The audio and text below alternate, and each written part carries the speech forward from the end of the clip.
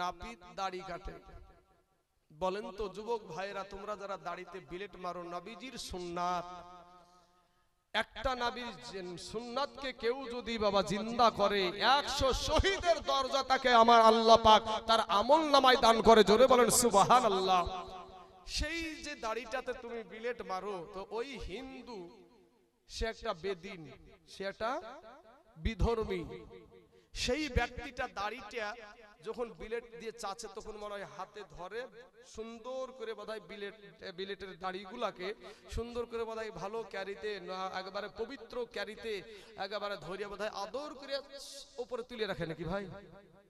কি আপনারা কথা বলেন না কেন গো? হ্যাঁ, মুখে মনে হয়েছে ফেবিকুইক আঠা লাগাইছেন সব। বাবাজি আমার সোনা মানিকের আমার ভাই জানেরা, ওই দাড়িগুলো কি করে? পায়ের তলে পড়ে।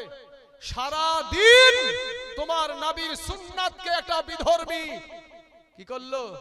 পা দিয়ে লাথি মারে। আর তুমি মুসলমান ভাই রে, তোমার মধ্যে এই ভারতের জমিনে তোমাদেরও মনে আছে ভাই, কথাটা তোমাদেরও মনে আছে, কর্ণাটকের জমিনে একটা মহিলাটার নাম আমি অখেয়াল হয়ে গেছি, তো সে তার অন্যায় হলো ভাই, সে বুরখা পরে কলেজে যায়। এই দেখেন বলি দিয়েছে যে মুস্কান, তো বোনটার অপরাধ কি? যে বুরখা পরে পর্দা করে কলেজে যায়। কলেজে যে স্কুটিটা কেবল আপনার রেখেছে, এমন সময়তে একাদশ বিধর্মী আপনার জয় শ্রীরামের স্লোগান দিয়ে উগ্রপন্থী হিন্দু, জয় শ্রীরাম, সব হিন্দুকে বলছি না আমি, যারা উগ্রপন্থী হিন্দু, যেহেতু বাবাজি আমার এই ওয়াজটা কিন্তু রেকর্ড হচ্ছে, আপনার সোশ্যাল মিডিয়াতে চলে যাবে বাবাজি, একটা না কয়েকটা দেখেন ক্যামেরা ভিড়ানো আছে। তো বাবাজি উগ্রপন্থী হিন্দু, সব হিন্দু উগ্রপন্থী নয়, তো এ কিছু উগ্রপন্থী হিন্দু ওরা করছে কি, জয় শ্রীরামের স্লোগান দিয়ে আমার কালেমার বোন, আমার মুসলিম বোনটাকে জয় শ্রীরামের স্লোগান দিয়ে তেড়ে চলে আসছিল। ওই বোনটার পাশে একটা মুসলমান ছেলে ছিল না, একটা মুসলমান যুবক ছিল না, একটা কালেমা পড়া যুবক ছিল না, তার মায়ের পেটের ভাই ছিল না, তার বাবা ছিল না। ও বাবাজি, ওই মহিলা, ওই মুস্কান খান, ওই বোনটা আমার একাই বলছে নারায়ে তাকবীর আল্লাহু আকবার, নারায়ে তাকবীর আল্লাহু আকবার। এই ধ্বনি দিয়া শুধু ইন্ডিয়ার জমিন না, আমেরিকার জমিন, ফ্রান্সের জমিন, আপনার ইসরায়েলের জমিন, গোটা পৃথিবীর কাফেরদের কলেজা কাঁপায়া দিয়েছিল। জোরে বলে সুবহানাল্লাহ। আজকে আমাদের মুখ থেকে তো সুবহানাল্লাহ বার হয় না। বিবেককে জিজ্ঞেস করেন কজনা সুবহানাল্লাহ বললেন আর কজনা ঠুটকে লাগিয়ে রেখেলেন। বিবেককে জিজ্ঞেস করেন, বিবেক বলে দিবে আপনি কত বড় কপালওয়ালা মানুষ, আপনার বিবেক বলে দেবে। বাবা শোনা, আমি প্রথমেই বলেছি এই দুনিয়াটা কিচ্ছু না ভাই, নিঃশ্বাস বন্ধ হলি চলে যেতে হবে। মা খালা গো, আজ তোমরা ফেস ওয়াশ মাখো, মা ফেস ওয়াশ মাখার চাইতে বেশি লাই 5 বার ওযু করো, আমার আল্লাহ তোমার চেহারাতে নূর দিয়ে দিবে। জোরে বলো সুবহানাল্লাহ। ওযু করলে, ওযু করে নামাজ পড়লে আল্লাহ পাক এই পেশানিতে আমার আল্লাহ নূর দান করে। জোরে বলো সুবহানাল্লাহ। আজ ওটা করতে রাজি না। ফেস ওয়াশ ডলতে ডলতে ডলতে ডলতে একবারে বাবাজি আপনার কি বলবো রে যুবক ভাইরা, ওপরকার রাম ছিলকে পর্যন্ত তুলে ফেলে। কিন্তু ভাই আমার কথাগুলা এই বুঝা বুঝিয়েন না বাবা। যুবক একটা এক্সাম্পল আপনাদেরকে দিই, একটা এক্সাম্পল বুঝানোর জন্য। আমি এতক্ষণে আমি একটু আলাদা লাইনে গেলাম যে একটা এক্সাম্পলটা বাহিরে ইসলাম, ইসলামিক যত কথাগুলো বলছিলাম এতে থেকে একটু বুঝানোর জন্য এক্সাম্পলের প্রয়োজন হয় না? তো এক্সাম্পলটা কি, এক মঘা দলতে বাজারে, কথার কথা বলছি, দলতে বাজারে এক মঘা জীবনে কোনোদিন ভাই আয়না দেখেনি। জীবন মোবাইল দেন, মোবাইলটা দরকার আছে। তো জীবনে কোনোদিন এটা ধরলেন আয়না, এটা আয়নাও জীবনে কোনোদিন আয়নাই দেখেনি। তো আয়না যখন না দেখেছে তো 10 টাকা वाला পাইকারি দরে আয়না বিক্রি হয়েছে। ও 10 টাকা দিয়ে আয়না কিনেছে। আয়না কেনার পরে আয়নাটা খুলিয়ে খাপের ভিতর থেকে খুলিয়ে আয়নার দিকে তাকিয়ে দেখছে যে আয়নার ভিতর একটা মানুষ, আয়নার ভিতরে একটা মানুষ। এই যেমন মানুষ দেখে যে বুঝতে পেরেছেন এই যার কাছে কিনেছে ওকে আর দেখাচ্ছে না, যে আমি কি না কি পেয়েছি, আশ্চর্য জিনিস পেয়েছি, ও বগলের ভিতরে পুরিয়ে আপনার 10টা টাকা দিয়ে এদিক ওদিকে ডাইনে আর বামে তাকানে নাই, সদা সুজি একেবারে বাড়িতে কি না কি পেয়েছি বলে।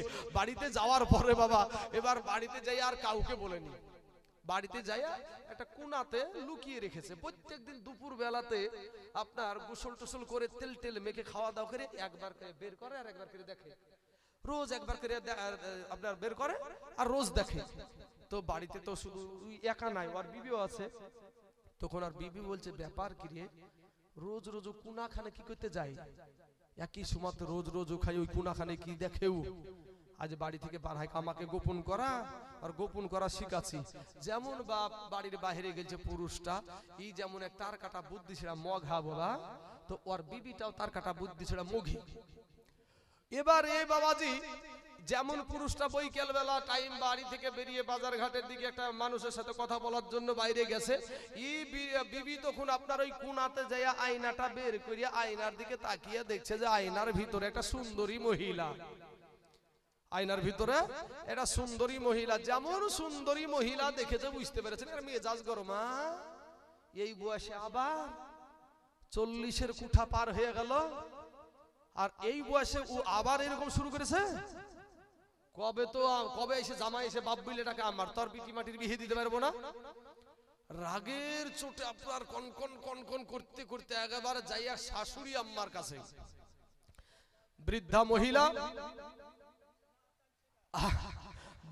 মহিলা বুড়ি মহিলা শাশুড়ি আম্মা উনার কাছে বলছে মা দেখেন তো আপনার বেটার কুকর্মগুলা। তো কেন রে মা কি হয়েছে? বলে আপনার বেটা এই বয়সে আমার মতন সুন্দরীকে রেখে ও আবার প্রেম করতে আরম্ভ করেছে। মায়ে একটা ধমক দিল, আমার বেটার মতন বেটাই নাই, আসলেও নাই সাদাসিধে বেটা। তখন এই রাগের চোটে হাত খানকে ধরিয়েছে বাবাজি। বুড়িয়া মানুষ বুঝতে পারছেন না, বলছেন চলেন আপনাকে চোখে আপনাকে নিজে চোখে দেখাচ্ছি, চলেন আপনার চোখ দিয়ে দেখবেন আপনি। নিয়ে যে বাবাজি এরা যেমন স্বামী স্ত্রী তার কাটা বুদ্ধি ছিড়া ভাই, ওর মাও ভাই তার কাটা বুদ্ধি ছিড়া। ওর মাকে নিয়ে যে ওই আয়না বের করে দিয়েছে, আয়নার দিকে তাকিয়ে দেখছে যে আয়নার ভিতরে একটা বুড়ি মহিলা, আয়নার ভিতরে একটা বুড়ি মহিলা। এই বুড়ি মহিলা দেখে এই কান্না না সেই কান্না, কেউ আর চুপাইতে পারে না। ও বেটা তুই কি করলি, হাই বেটা তুই কি করলি। কেউ যখন চুপাইতে পারলো না, বেটার কাছে খবর হলো, বেটা আসলো। বেটা এবার ডাক দিয়ে বলছে, বেটা ডাক দিয়ে বলছে মা গো, ও মা তুমি কাঁদছো কেন গো মা? তখন মায়ে বলছে বেটা রে, ওরে বেটা ইসলাম ধর্মে 4টা বিয়া করা যাই যাচ্ছে রে বেটা, তুই আর পালি না, এই বুড়ি কি পালি। এই বুড়িটা কে গো? বুড়িটা বলেন এটা আইনার দোষ না ওদের বুঝার দোষ? এই বুঝা বুঝিয়েন না, এই বুঝা বুঝিয়েন না ভাই। কাফা বিল মাউতি ওয়া ইজান, মরার আগে মইরা দেখেন, মরার আগে মইরা দেখেন আপনার কি আছে। এ যুবকেরা ভাই, মরার আগে মইরা দেখো। ভুলে গেছো শালিমারি স্টেশন থেকে একটা ট্রেন ছেড়েছিল, ট্রেনটার নাম হলো করমন্ডল এক্সপ্রেস। ট্রেনটা আপনার উড়িষ্যার বালেশ্বর নামে একটা জায়গায় গিয়ে 3টা ট্রেন একসঙ্গে অ্যাক্সিডেন্ট হয়ে মুহূর্তের মধ্যে কারো হাত নাই, কারো পা নাই, কারো মাথা নাই। যুবকেরা সবাই সেদিন কি ভাবছিল যে আমরা এই ট্রেনে গেলে মরে যাব। ভাই তোমার কখন মৌত আসবে কেউ জানে না ভাই। একটা বার ভাই রে ঘরের ভিতরে যাইবা, জানালা দরজা লাগিয়ে দিয়ে কারেন্টের বাল্বের সুইচটা বন্ধ করে দিয়ে বালিশে মাথা লাগাইয়া দিয়ে একটা বার চিন্তা করবা, যদি আজকে সকাল বেলাতে যদি আমার চোখটা না উঠে, আমি যদি সকাল বেলাতে আর না চলতে পারি, নিঃশ্বাস খানা যদি বন্ধ হয়ে যায়, তাহলে তো কবরে চলে যেতে হবে। ও যুবক রে, মরার আগে মইরা দেখো কাদের জন্য ছুটাছুটি করছো। বলবা হুজুর আমরা মরার আগে মরবো কেমন করে, কি বলতে চাইছেন আপনি? আমি বলবো কাফা বিল মাউতি ওয়া ইজান, মরার আগে মইরা দেখেন, মরার আগে মইরা দেখেন। ভাই শোনা, আজকে নামাজ নাই, আমাদের ভিতরে নামাজ নাই, কাকে ব্যস্ততা দেখান ভাই। আজ আপনি বাহানা দিচ্ছেন কি কাজ নিয়ে ভাই সময় পাই না নামাজ পড়ার, এই তো আমাদের বাহানা। কিন্তু ভাই রে, আমরা এসেছি দুনিয়াতে পরে, আমাদের খাবার এসেছে আগে। জোরে বলেন সুবহানাল্লাহ।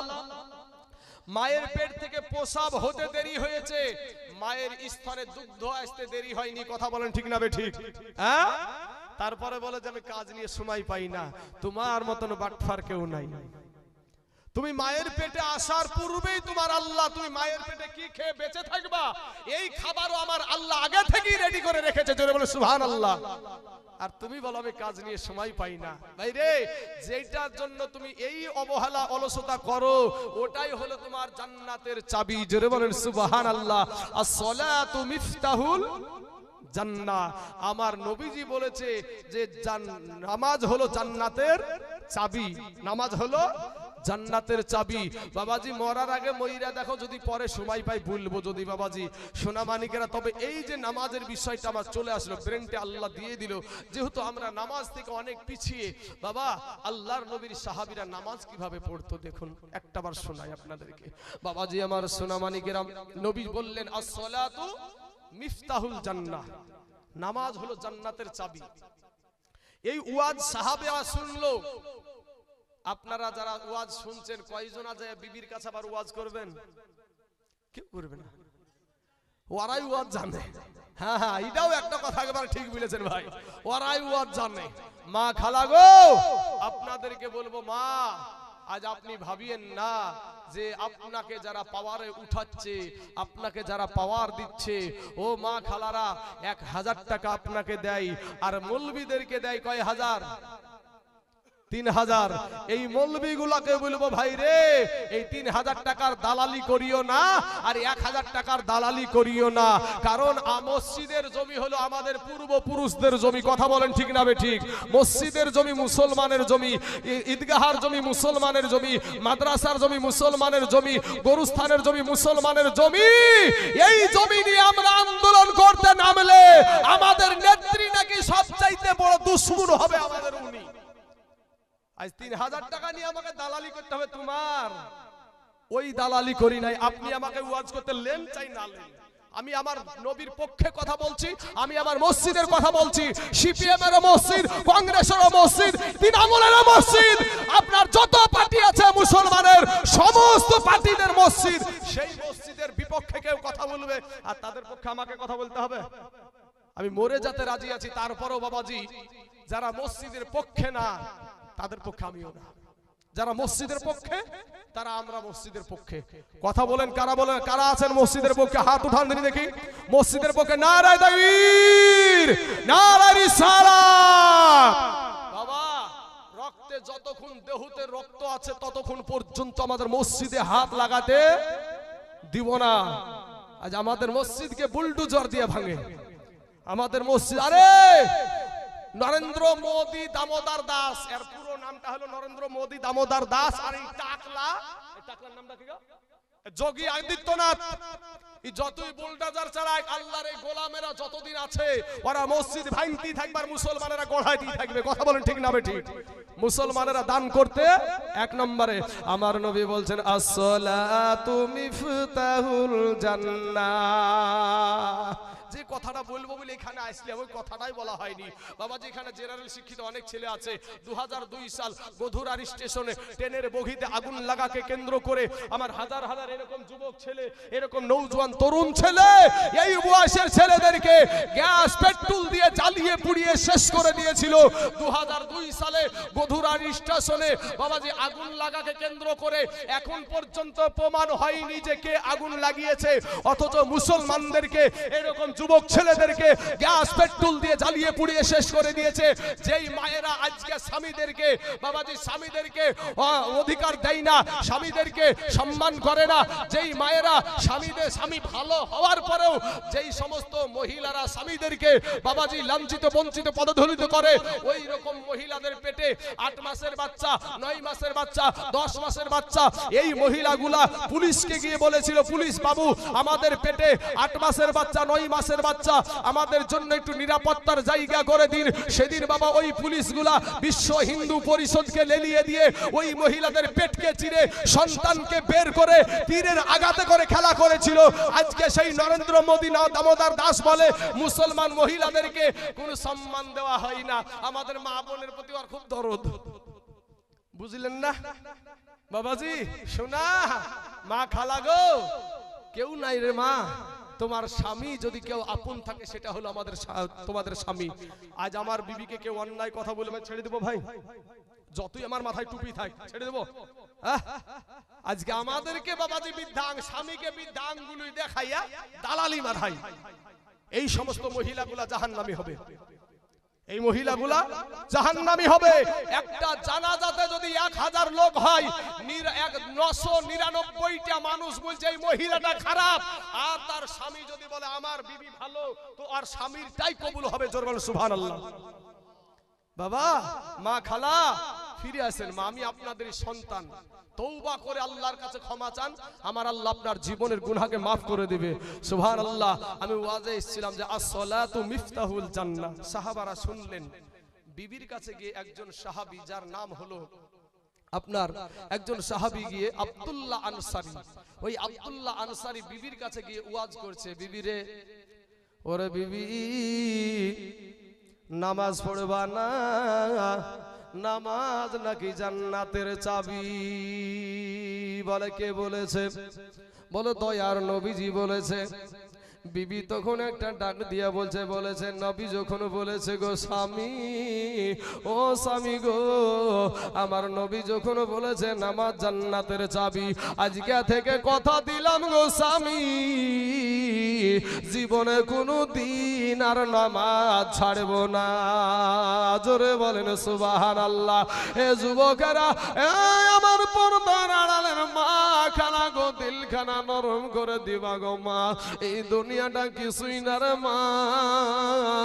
ও মা, তোমার মতন কত মহিলা সংসারের সব কাজ করে, তারপরেও পর্দা করে, এক ওয়াক্ত নামাজ ছাড়ে না রে মা। তুমি কেন পারবা না রে মা?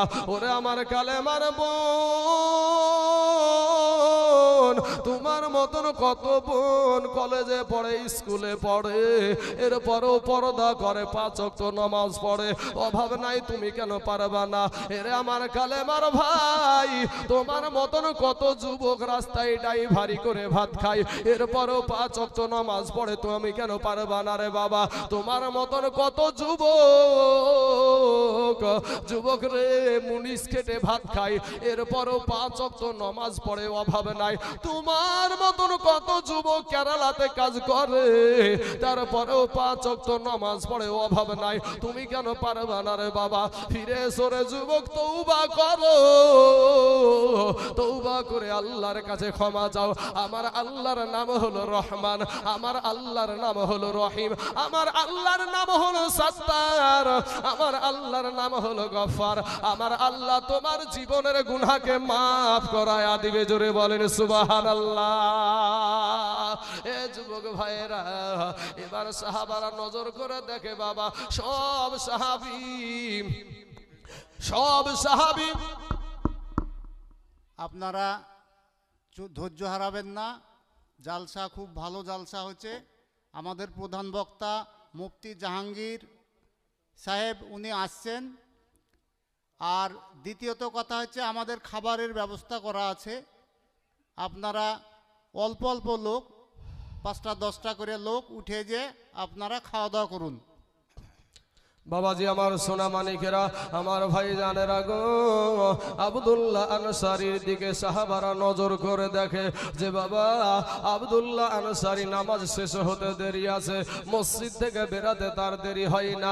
সাহাবারা আলোচনা শুরু করে দিল যে আব্দুল্লাহ আনসারী কি নামাজ পড়ে বুঝি না।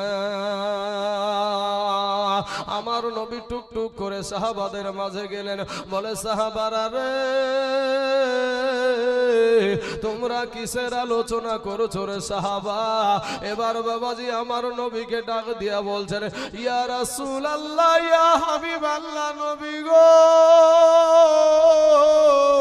আপনার একজন সাহাবী যার নাম হলো আব্দুল্লাহ আনসারী, ওই আব্দুল্লাহ আনসারী যে কি নামাজ পড়ে বুঝি নাই গো নবী। বলে কেন কি হয়েছে এত তাড়াতাড়ি মসজিদ থেকে বেরিয়ে যাই বুঝতে পারি না, কি কারণে বেরিয়ে যাই তাও বুঝতে পারি না। আমার নবী বললেন সাহাবারা রে তোমরা পিছনে সমালোচনা করিও না, আমি নবী তদন্ত করে দেখব আমার আব্দুল্লাহ আনসারী কি নামাজ পড়ে। টুক টুক টুক টুক করে বাবা আপনার নবী আমার নবী দরদি নবী, ওই নবী বাবা চলে গেলেন আব্দুল্লাহ আনসারীর বাড়িতে। বাড়িতে গিয়ে পিছন আপনার দরজার বাইরে থেকে আপনার বাড়ির বাইরে থেকে সালাম দিলেন। একবার সালাম দিলেন, দুইবার সালাম দিলেন, তিনবার সালাম দিলেন। সালামের কোনো জবাব আসলো না বাবা, সালামের কোনো উত্তর যখন না আসলো আপনার নবী আমার নবী বাড়ি থেকে ফিরে চলে আসছে। আমাদের সমাজে বাবা কেউ তো আমরা বাড়িতে সালাম দিয়া প্রবেশ করি না, আমরা কেউ সালাম দিই না, নবীর আদর্শকে আমরা প্রাধান্য দিই না। আজকে মুসলমানেরা মারি খাই, আজ মায়ান মারে মুসলমানকে মারে গো। বাপের সামনে বিটিকে ধর্ষণ করে, বাপের সামনে বিবিকে বাবারা স্বামীর সামনে বিবিকে ধর্ষণ করে, স্বামীর সামনে বিবিকে ধর্ষণ করে। ছোট ছোট ছোট ছোট কালেমার বাচ্চাগুলাকে, ছোট ছোট মুসলমান সন্তানগুলাকে বাপ কুত্তার বেল ভরে রাস্তায় রাস্তায় যারা টানলো, ওরে ভাই যুবক আজ মুসলমানের কেউ নাই রে বাবা। ফিলিস্তিনের জমিনে মুসলমান মারে, আসলে আমরা আল্লাহকে ছেড়ে দিয়েছি বাবা। আজ আমাদের ভিতরে নামাজ নাই, সিজদা নাই, রুকু নাই রে বাবা। আব্দুল্লাহ আনসারীর বাড়িতে তিনবার সালাম দিলেন, নবী যখন উত্তর না পেলেন ফিরে চলে আসেন। এমন সময় আব্দুল্লাহ আনসারীর বিবি দৌড়ে গিয়ে বাবা আব্দুল্লাহ আনসারীর বিবি দৌড়ে গিয়ে আপনার করলেন কি স্বামীকে গিয়ে বলছে প্রাণের স্বামী গো আমার নূর নবী আমার দয়ার নবী এখানে এসেছিল গো নবী, আমাদের বাড়ির দরজায় তিনবার সালাম দিয়েছে গো স্বামী, কিন্তু জবাব না পেয়ে নবী চলে গেছে। আপনি তাড়াতাড়ি করে যান, আমার নবী যদি মনে এতটুকু কষ্ট পেয়ে যায় স্বামী গো, আমরা এতদিন দুই স্বামী স্ত্রীতে যে নামাজ পড়ি এক ওয়াক্ত নামাজ আমাদের কাজে লাগবে না। আব্দুল্লাহ আনসারী দৌড়াতে আরম্ভ করে দিল।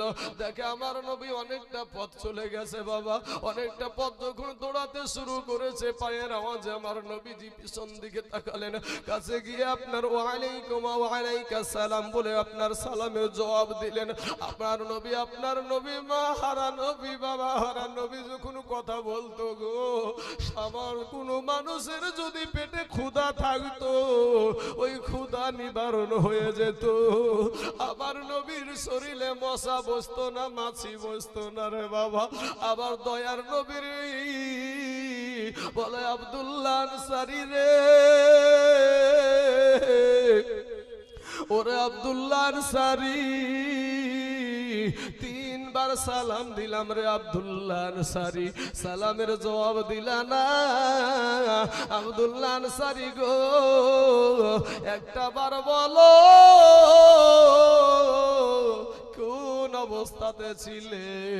আব্দুল্লাহ আনসারী ডাক দিয়ে বলছেন ইয়া রাসূলুল্লাহ ইয়া হাবিবাল্লাহ নবী গো, আমি এমন একটা গরিব মানুষ গো নবী, আমি এমন একটা গরিব মানুষ নবী গো। আপনি একদিন বয়ান করেছিলেন, ওয়াজ করেছিলেন আসসালাতু মিফতাহুল জান্নাহ, নামাজ নাকি জান্নাতের চাবি। ওগো নবীজি সেই দিন থেকে আমরা দুই স্বামী স্ত্রী নামাজ পড়ি গো নবী, একটা দিন আমরা নামাজ কাজা করি নাই। জোরে বলেন না একবার সুবহানাল্লাহ। তবে নবী গো আমরা নামাজ আদায় করি, কিন্তু নবী গো আমাদের দুই স্বামী স্ত্রীর পরনে একটাই মাত্র কাপড়, ওই এক কাপড়ে দুই স্বামী স্ত্রী নামাজ পড়ি গো নবী, জীবনে কোনো দিন নামাজ ছাড়ি না নবী গো। বেলাল যখন আজান দেয় আমি মসজিদে যাই, ওগো নবীজি আমি তাড়াতাড়ি করে আমার ঘরের ভিতরে একটা গর্ত খুঁড়েছি, ওই গর্তের ভিতরে আমার বিবিকে বসায়া রেখে আমি ওই কাপড়টা পরিধান করে মসজিদে যাই, মসজিদে নামাজ আদায় করে তাড়াতাড়ি করে বাড়িতে ফিরে আসি। এসে আমি ওই গর্তে বসে যাই, আমার বিবি ওই কাপড় পরিধান করে নামাজ আদায় করে। আমার নবী আপনার নবী ডাক দিয়ে বলে, ওগো আব্দুল্লাহ আনসারী চলো তোমার ওই গর্তটা শরীয়ত সম্মত আছে কিনা দেখি। আমার নবী গর্তে দেখছে বাবা যে গর্তটা এত গভীর, ওই গর্তের ভিতরে মানুষ আছে কিনা তাও বোঝা যায় না, জোরে বলেন সুবহানাল্লাহ। আমার নবী বাবা তুই চোখের পানি ছেড়ে দিয়ে কান্দে আর বলছে যে ওগো আমার সাহাবী আমি নবী বলে গেলাম গো তোমাদের জান্নাতের চাবি আদায় হয়ে গেছে, জোরে বলেন সুবহানাল্লাহ।